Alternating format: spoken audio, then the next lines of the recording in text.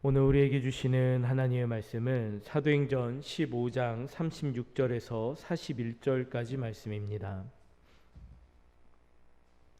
사도행전 15장 36절에서 41절까지 말씀 제가 봉독해 드립니다. 며칠 후에 바울이 바나바더러 말하되 우리가 주의 말씀을 전한 각 성으로 다시 가서 형제들이 어떠한가 방문하자 하고, 바나바는 마가라 하는 요한도 데리고 가고자 하나 바울은 밤빌리아에서 자기들을 떠나 함께 일하러 가지 아니한 자를 데리고 가는 것이 옳지 않다 하여 서로 심히 다투어 피차 갈라서니, 바나바는 마가를 데리고 배 타고 구브로로 가고 바울은 신라를 택한 후에 형제들에게 주의 은혜의 부탁함을 받고 떠나 수리아와 길리기아로 다니며 교회들을 견고하게 하니라. 아멘. 오늘도 하나님의 크신 은혜와 평강이 함께 하시기를 간절히 원합니다. 바울은 안디옥에서 이방인들에게 복음을 전하는 사역이 자리를 잡게 되자 다시 복음을 전하는 새로운 출발을 준비하고 있습니다. 앞에서 먼저 바울이 복음을 전하였던 그 여정을 바울의 1차 전도 여행이라면, 이제 바울의 2차 전도 여행을 준비하고 있는 것입니다.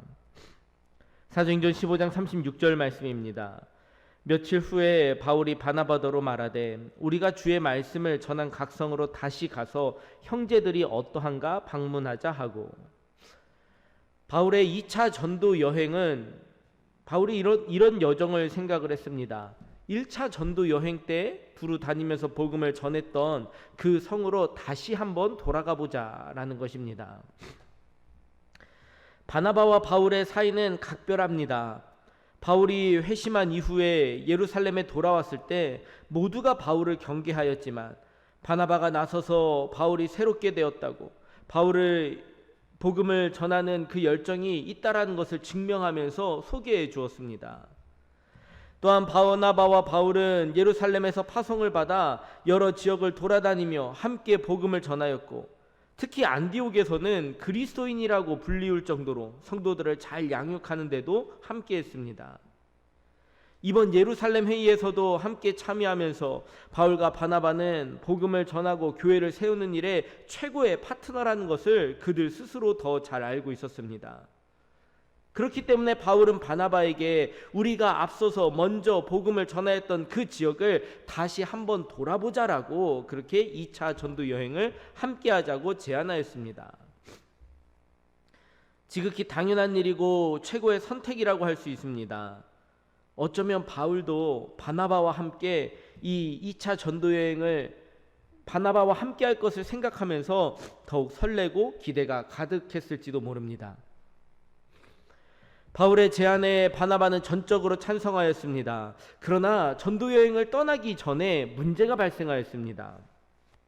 사도행전 15장 37절 말씀입니다.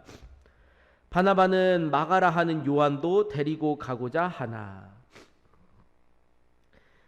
바나바는 이번 전도 여행에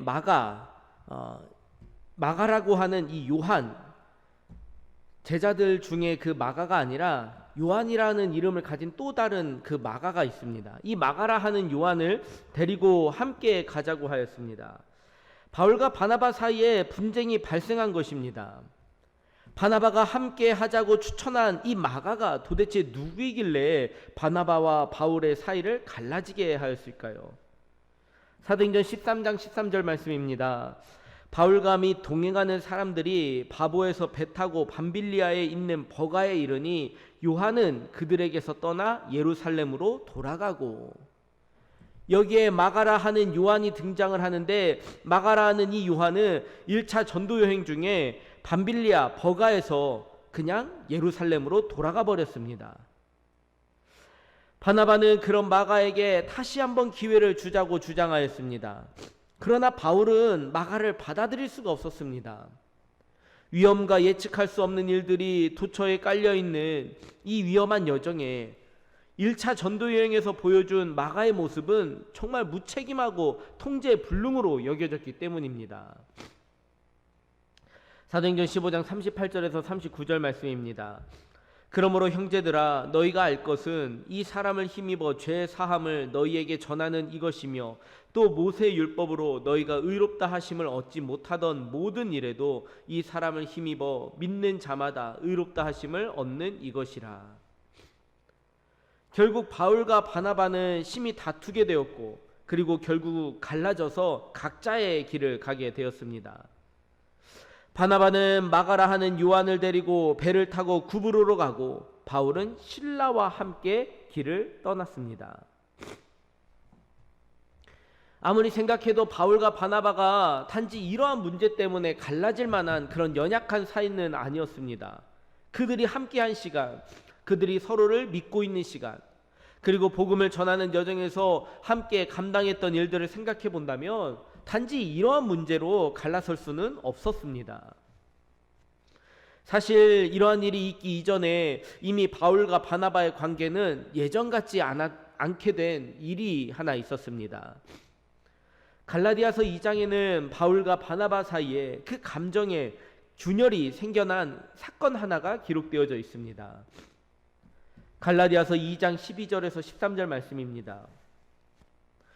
야고보에게서 온 어떤 이들이 이르기 전에 게바가 이방인과 함께 먹다가 그들이 오매 그가 할례자들을 두려워하여 떠나 물러가매 남은 유대인들도 그와 같이 외식함으로 바나바도 그들의 외식에 유혹되었느니라.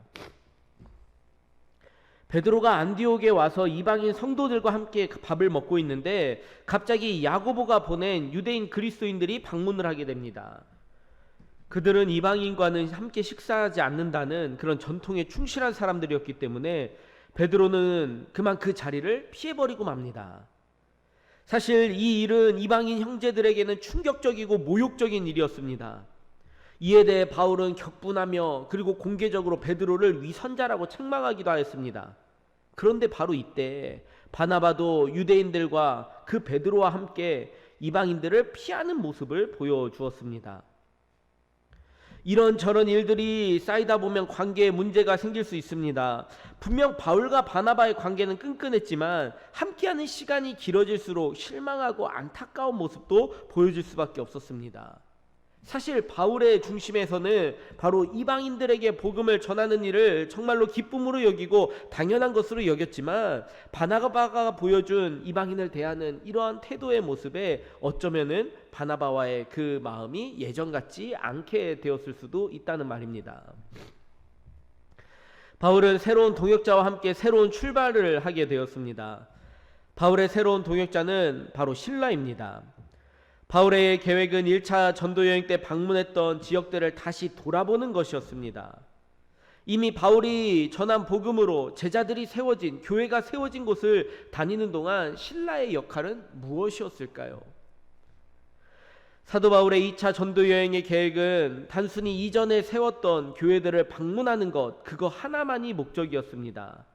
그러나 하나님께서는 그러한 계획을 뒤집으셔서 마케도니아 지방으로 선교의 범위를 확장하십니다. 사도행전 16장 7절 말씀입니다. 무시아 앞에 이르러 비두니아로 가고자 했으되 예수의 영이 허락하지 아니하시는지라. 바울은 자신의 계획과는 달리 이 마게도니아 지역으로 가서 복음을 전하게 되었습니다. 새로운 곳에서 복음을 전하는 과정에 실라는 바울의 큰 힘이 되었습니다. 실라 역시 바울과 같이 로마 시민권자였습니다. 바울과 실라 모두 로마 시민권자였다는 것은 당시 로마가 통치하는 곳들을 돌아다니며 복음을 전함에 있어서 이것은 그들에게 큰 유익이 되었습니다. 특별한 안정과 혜택을 보장받을 수 있었다는 말입니다. 그래서 그들이 복음을 전하는 과정에 감옥에 갇히는 일들도 있었지만 바울과 실라 모두 로마 시민권이 있었기 때문에 이 둘을 함부로 대할 수는 없었습니다. 사도행전은 계속해서 하나님께서 복음을 전하기 위해 일하시는 그런 모든 과정들이 담겨져 있습니다. 성령의 인도함을 따라 하나님께서 어떻게 일하시는지를 보여주고 있습니다. 바울과 바나바가 갈라서서 각각 다른 곳으로 전도 여행을 떠난 것도 하나님의 인도하심이라고 고백할 수 있습니다. 바울의 새로운 동역자 실라가 함께한 것도 하나님의 예비하심이라고 고백할 수 있습니다. 바울과 바나바가 갈라지는 모습을 보면 안타까움이 그런 생각이 들 수도 있겠지만 여기에는 하나님의 계획과 인도함이 담겨 있습니다. 바울이 세웠던 전도 계획과는 전혀 다른 하나님의 큰 그림이 그려져 있습니다. 결국 바나바와 마가 그리고 바울과 실라 이 두 개의 팀이 구성되었고 각자의 여정을 통해 복음을 전하는 두 가지의 길이 생겨났습니다. 이것이 바로 땅끝까지 복음을 전하기 원하시는 하나님의 그림이라고 할 수 있습니다. 바울과 바나바의 결별은 명백한 그들의 연약함이고 실수일 수도 있습니다. 그럼에도 불구하고 하나님의 일을 하려는 이 그들을 하나님께서는 오히려 두 개의 그 선교팀으로 만들어버리고 또한 마가와 실라라고 하는 새로운 동역자들을 세우는 계기가 되었습니다. 여러분, 개인적인 감정이나 개인적인 어떠한 실수나 개인적인 부족함이 하나님의 크신 뜻을 이루어가는 그 일하심을 막을 수는 없습니다. 하나님께서는 우리의 실수와 우리의 연약함을 통해서도 하나님의 큰 그림들을 그려나가십니다. 우리에게 연약함이 있고 실수하는 것은 당연합니다. 우리는 완벽하지 못하기 때문에 하나님께서는 내가 넘어질 것을 어쩌면 다 알고 계십니다. 그러나 우리의 마음의 중심이 하나님께 고정되어 있다면 하나님께서는 우리의 연약함과 부족함까지도 하나님의 보다 큰 그림을 그리기 위한 그런 도구로 이용하실 줄로 믿습니다. 우리는 그런 하나님의 손에 붙들려 있기 때문에 부족함과 연약함과 또한 답답함을 딛고 염려와 근심과 두려움 없이 오늘도 담대하게 믿음의 길을 걸어갈 수 있는 것입니다. 우리의 모든 인생에 나의 지혜와 감정과 계획을 뛰어넘어 하나님의 큰 계획을 이루어 나가시는 하나님의 일하심을 경험하는 복된 우리 교회, 우리 모든 성도님들이 되시기를 주님의 이름으로 축원합니다. 함께 기도하겠습니다. 고맙고 좋으신 하나님 감사합니다. 연약하고 부족하기 때문에 때로는 실수하지만, 그래서 때로는 우리의 계획이 틀어질 수도 있지만, 그래서 낙심하지만, 그러나 그러한 부족함과 연약함까지도 하나님의 크신 뜻을 이루어가는 도구로 삼으시고 더 나은 최고의 선을 행하시는 우리 하나님을 신뢰하며 나아갑니다. 오늘 하루도 우리 사랑하는 모든 성도들의 삶 가운데 그렇게 일하시는 하나님을 경험할 수 있도록 인도하여 주시옵소서. 우리 수도교회가 연약하고 부족함이 있지만 그러나 이러한 모습까지도 하나님의 크신 일을 나타내 보이는 도구로 삼아 주실 줄로 믿사오니 끝까지 우리 교회가 하나님의 뜻을 따라 하나님께서 맡겨주신 선교의 사명을 잘 감당할 수 있는 복된 교회가 될 수 있도록 인도하여 주시옵소서. 오늘도 우리 사랑하는 모든 성도들의 삶의 자리를 지키시고 저들의 연약함까지도 돌보시는 우리 하나님을 기대하오며 모든 말씀 예수님의 이름으로 기도드립니다. 아멘.